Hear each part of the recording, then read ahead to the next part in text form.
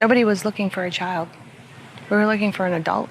Could this have been prevented? Sunshine Stewart, a vibrant paddleboarder, was brutally strangled and bludgeoned to death on a 100-acre island, turning a serene Maine lake into a crime scene. The suspect, 17-year-old Devin Young, a camper at Mic Mac Cove Campground, stayed under the radar for 2 whole weeks.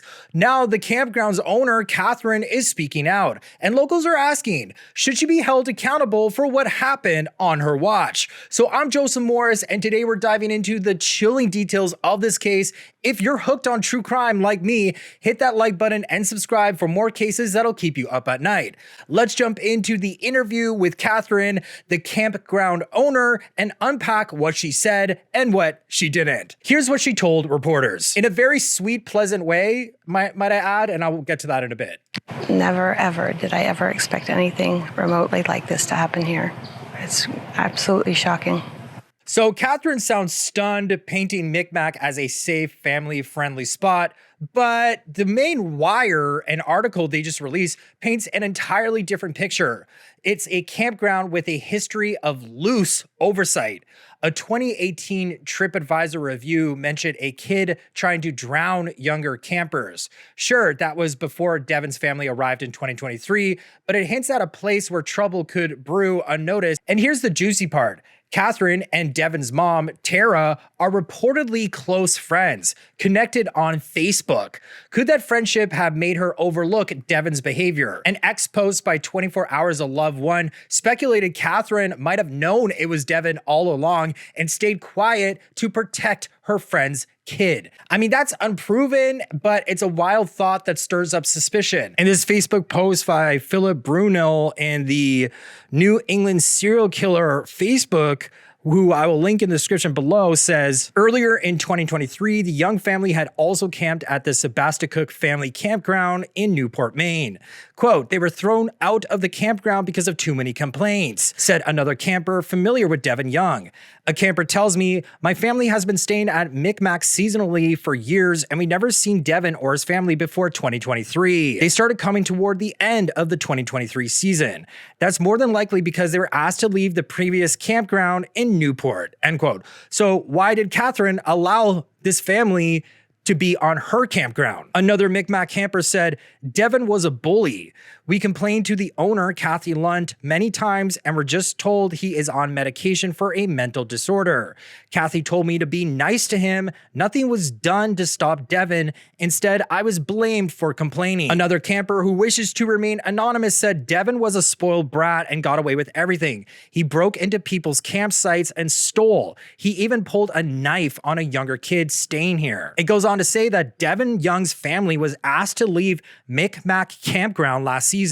But after Devin's parents explained to Mic Mac owner, Kathy Lunt, that Devin's back on his meds, the Young family was allowed to return. The issues continued. Nothing was ever done to protect the other campers. He got away with everything. It goes on to say, with a known history of breaking into other campsites, theft, bullying, and even pulling a knife on a child, Devin Young's family was allowed to stay at the Mic Mac Campground in Union, Maine for the 2025 season, when 48-year-old Sunshine Stewart went missing after paddleboarding on Crawford Pond. Early evening, July 2nd, Stewart took a swim, then hopped on her paddleboard to explore splendid Crawford Pond. She never returned. Police found her strangled and bludgeoned to death on 100-acre island. While rescue teams searched the water for answers, Lunt reviewed her surveillance cameras for any sign of the killer. I know every vehicle that comes in this campground. I know every camper. I know where they work. I know what they do for a living. I decided that it was best for me to review the footage because I was looking for a stranger, somebody out of the ordinary. 2 weeks later, authorities identified the suspect as 17-year-old Devin Young. Young was taken into custody Thursday and charged with depraved indifference murder. Prosecutors said they intend to try the teen as an adult. I looked at the surveillance, went back to the surveillance cameras to see where he was at the time, and those surveillance videos indicated he was on the lake at the time. Katherine brags about running a tight ship with 16 cameras, but if she's so on top of things, how did Devin go unnoticed for 2 weeks? The Maine Wire says her surveillance showed him on the lake less than an hour before Sunshine paddled out. Yet she didn't flag it until after Devin's arrest. So was she really checking those tapes as closely as she claims? Or was she too focused on strangers to see the kid right in front of her? Her friendship with Devin's mom, Tara, makes you wonder if she ignored complaints about Devin and ignored that footage. Here's another chilling detail. He acted like nothing ever happened. Lunt said Young even tried to help the case. He volunteered.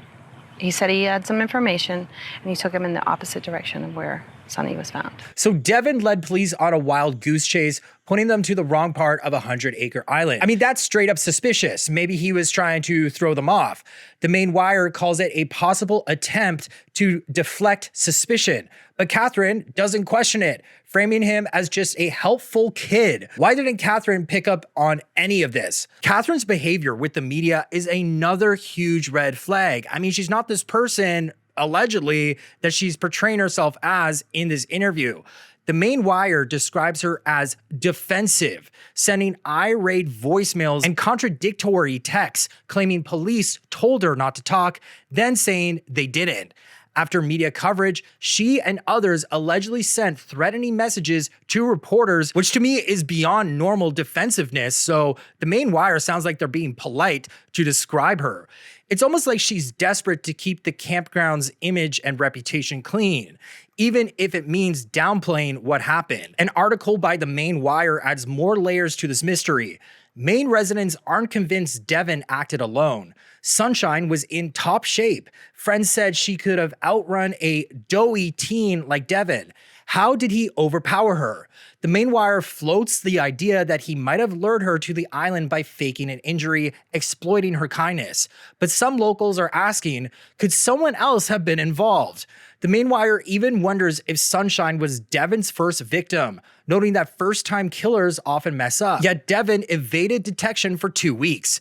His Facebook post about a new friend who was a lot like him raises eyebrows. Could that friend be tied to the crime? It's a question investigators are reportedly still exploring. In my view, this case screams missed opportunities and questionable oversight. Katherine's close ties to Tara likely clouded her judgment, making her dismiss complaints about Devin as no big deal. Her focus on a stranger as a killer feels like a convenient way to avoid looking at her own campground or her own friends, where red flags like Devin's boat trip or past behavior went unnoticed. The surveillance footage should have raised alarms earlier, but her delay in connecting the dots suggests either negligence or a desire to protect her friend and her business. Could this have been prevented? Maybe if Katherine had taken complaints about Devin more seriously, Sunshine might still be here. The idea that Devin didn't act alone is compelling. His ability to pull off this crime and blend in for 2 weeks feels like too calculated for a 17-year-old with reported cognitive issues.